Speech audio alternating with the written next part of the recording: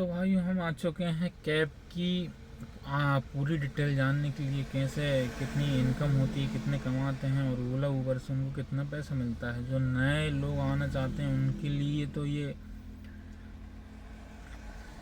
उनके लिए बहुत अच्छी इन्फॉर्मेशन होने वाली, क्योंकि नए नए लोग क्या सोचते हैं कि 30 का गाड़ी एवरेज देगी, 10 किलोमीटर कंपनी देगी, 100 का पेट्रोल जलेगा, 200 रुपये हमको बच जाएंगे। इतना ही जो नए लोग आ रहे हैं वो इतना ही सोचते हैं। लेकिन मैं आज फुल हकीकत बताऊंगा आपको, इस बिज़नेस का मॉडल क्या है, इस बिज़नेस में कितना प्रॉफिट होता है, कितना लॉस होता है। तो ये तो मैं आपको बताऊंगा। देखो भाई साहब, देखो सभी जो हमारे नए ड्राइवर आने वाले हैं उनको मैं सभी को ये चीज़ बता दूं कि गाड़ी का एवरेज और गाड़ी का जो रेट देते हैं बहुत ही कम रेट देते हैं। तो सिर्फ इतना ही मत सोचो कि 30 का एवरेज देगी, 10 किलोमीटर में गाड़ी चलेगी 200। हाँ, क्योंकि इसमें नए नए लोगों को ये चीज़ नहीं मालूम होती। नए लोगों को मैं बता दूं कि 30,000 रुपये का आपका गाड़ी का इंश्योरेंस रहेगा। साल की बात कर रहा हूँ मैं, है ना। 30,000 रुपये का आपका गाड़ी का इंश्योरेंस रहेगा। आप कॉफ़ी पेन ले लीजिए और उसमें नोट करते जाइए, ऐसे आप लोग सब भूल जाओगे। 30,000 का इंश्योरेंस रहेगा, फिटनेस आपको 15,000 का हो गया पैनिक बटन के साथ। ये चीज़ याद रखना। जो पैनिक बटन लगेगी वो हर साल रिन्यू होती है, उसका रिचार्ज करना पड़ता है, और वो पैनिक बटन किसी काम की भी नहीं रहती है। ये चीज़ सरकार को भी देखनी चाहिए, लेकिन सरकार इस पर ध्यान नहीं देती। परमिट आपका 800 9 10,000 रुपये का बनेगा, वो आप करा लोगे। तो ये जो डॉक्यूमेंट का टोटल खर्चा हो गया समथिंग 50,000 रुपये जो है डॉक्यूमेंट का खर्चा हो गया है। ठीक है, उसके बाद आपका गाड़ी के जो मेंटेनेंस रहता है, कभी टायर भी चले जाते हैं, कभी बैटरी चली जाती है, कभी साकअप भी चले जाते हैं गाड़ी में, और भी बहुत सारे काम रहते हैं वो भी कराने पड़ते हैं। ऑयल, फिल्टर, ये सर्विसिंग में आ जाता है। तो ये 10,000 15,000 की आपकी सर्विसिंग हो जाती है। साल में आपकी 3 से 4 सर्विसिंग भी हो सकती हैं। तो ये टोटल आप जोड़ोगे तो 80,000 रुपये इसका खर्चा आ गया है। वो 80,000 रुपये कमाने के लिए आपको 30 से 35,000 का पेट्रोल भी देना पड़ेगा।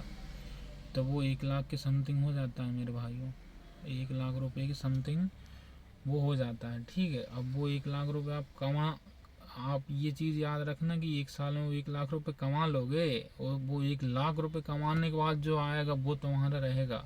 ठीक है, इसी में बीच में कुछ एक्सीडेंट हो गया, कहीं कार ठुक गई या कुछ हो गया, वो आपकी ही जेब से जाना है, उसमें किसी का कोई रोल नहीं। इसलिए मैं बोलूँगा कि ओला ऊबर को अपने रेट सुधारने चाहिए। ओला ऊबर अभी क्या करती है कि वो यही देखती है कि गाड़ी सीएनजी में 30 का एवरेज देती है, तो 30 के हिसाब से 10 रुपये पर किलोमीटर दे देती, 300 रुपये, 100 रुपये का पेट्रोल जल गया, 200 रुपये ड्राइवर को बच गया। कंपनी सिर्फ इतना ही देखती है, बाकी जो डॉक्यूमेंट, सर्विसिंग चार्जेस, ये कंपनी नहीं, उनको ये इन चीज़ों से लेन देन नहीं। इसको सिर्फ ड्राइवर, जो तुम्हारी गाड़ी है तुमको ही देखने हैं।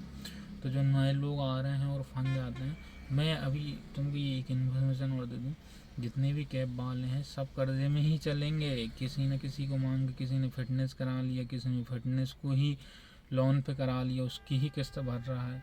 टायर जो लिएगा तो वो भी किसी से दोस्त से वगैरह या रिश्तेदार वगैरह से ले लिए। तो इसमें टैक्सी ड्राइवर को जो है कुछ भी नहीं बचता है, कोई खर्चे घर वालों को कुछ नहीं दे पा रहा। लेकिन अब ड्राइवर की मजबूरी ये बन गई कि 10 लाख के या 15 लाख की गाड़ी उठा ली है, किस्त बांध ली है, यदि वो नहीं चलाएगा गिरे रेट में भी तो वो किस्त कैसे भरेगा।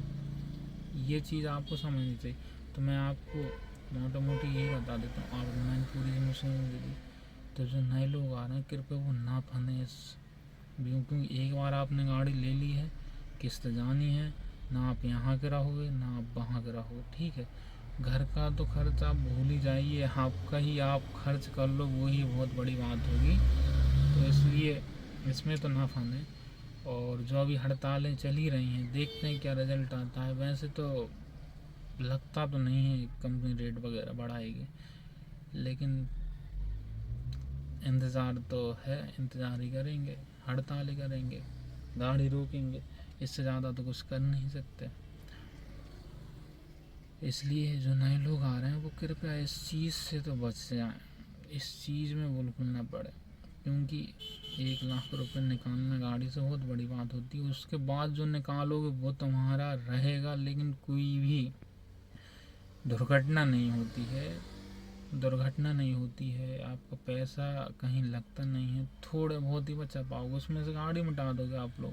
टाइम टाइम जो आपका टाइम लगेगा, अब ये काम नहीं रहा कि 2 घंटे चला लो, 4 घंटे चला लो, ऐसा कुछ नहीं रहा। अब तो ड्राइवर लोग देखोगे 14-14 घंटे चलाते हैं, उसके बाद भी उनके 1000 रुपये नहीं हो पाते। ठीक है, उसी के बाद अब ये कमीशन वाला नहीं, अब रिचार्ज करना पड़ता भाई। रिचार्ज इन लोगों के 2000, 3000, 4000 रुपये की रिचार्ज, वो तो आप कैब चलाओगे या नहीं चलाओगे वो आपको जेब से उनको देना ही है। मान के चलो आज कैब आपकी बंद है, आपने रिचार्ज करा, वो आपके जेब से ही जाने हैं। ठीक है, तो यदि आपने कैब नहीं भी चलाई है, कोई इनकम नहीं भी करी है, तो भी 2 से 3 हज़ार रुपये आपको कैब वाली जो सर्विसेज देती हैं ऊबर ओला, इनको देने ही पड़ेंगे। इतना घटिया ये माहौल है इस मुनाफा में। और ये तो सरकार भी उस पर ध्यान नहीं दे रही, क्या करें। इतने सारे हमारे ड्राइवर जो बहुत बड़े बड़े अनुभवी ड्राइवर लोग हैं जो सालों से यही बिजनेस कर रहे हैं, वो भी इससे बहुत ज़्यादा त्रस्त हो चुके हैं।